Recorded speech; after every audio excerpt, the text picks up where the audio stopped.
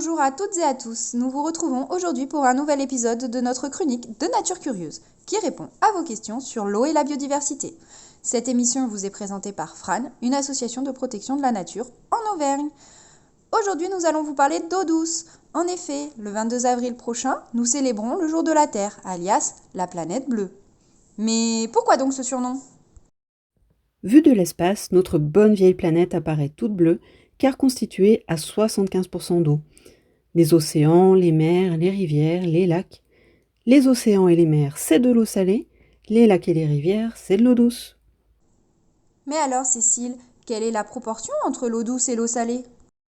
Eh bien prune, l'eau douce représente moins de 2,5% de la totalité de l'eau sur Terre, dont moins de 1% est sous forme liquide et donc utilisable par l'homme.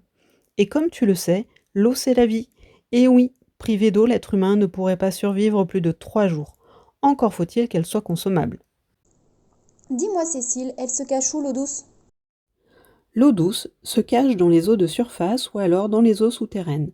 69% sont stockés sous forme de glace ou de neige, 30% dans les aquifères.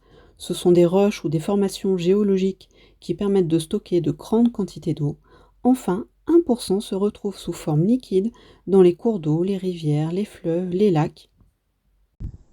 Dis-nous alors qui consomme l'eau douce ? En France, le plus gros consommateur, c'est l'agriculture, notamment pour irriguer. Viennent ensuite les usages domestiques, l'énergie et l'industrie. Les usages domestiques, c'est l'eau que vous utilisez pour faire votre vaisselle, vous laver, arroser vos carottes. Vous l'aurez compris, cette eau douce est précieuse. Il est donc nécessaire de tout mettre en œuvre pour la préserver à la fois en qualité et en quantité. Peux-tu nous dire comment la préserver, cette eau si précieuse ? Pour préserver sa quantité, il faut éviter de la gaspiller. Il n'y a pas de petits gestes, chacun peut agir à son niveau. Alors évitez de laisser couler l'eau inutilement, lorsque vous vous brossez les dents par exemple. Prenez une douche plutôt qu'un bain. Au jardin, arrosez avec parcimonie. Et pourquoi ne pas récupérer l'eau de pluie ou l'eau que vous avez utilisée pour laver votre salade ?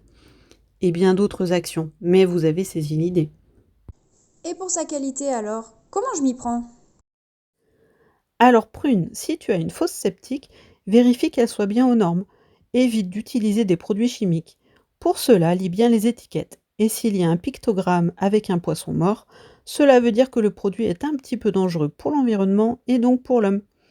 Ne jette pas de produits toxiques dans tes canalisations. Ne jette pas non plus tes médicaments périmés dans tes toilettes, mais rapporte-les à ton pharmacien. Enfin, dis non aux déchets dans la nature qui pourraient polluer nos eaux. Maintenant que je sais comment préserver sa quantité et sa qualité, dis-moi Cécile, comment je peux aller plus loin ? Eh bien prune, pourquoi ne pas faire entendre ta voix pour une meilleure gestion et un meilleur partage de l'eau ?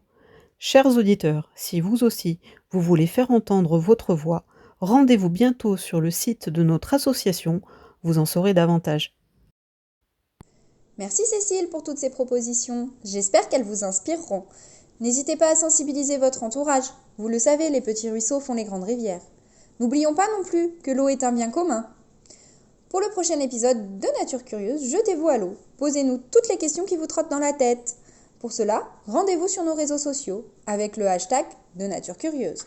Pour Facebook, il faut rechercher Fran, F-R-A-N-E. Et pour Instagram, il faut chercher asso-8 Fran. Merci de nous avoir écoutés. C'était Cécile et Prune de l'association Fran. À bientôt sur Radio Campus.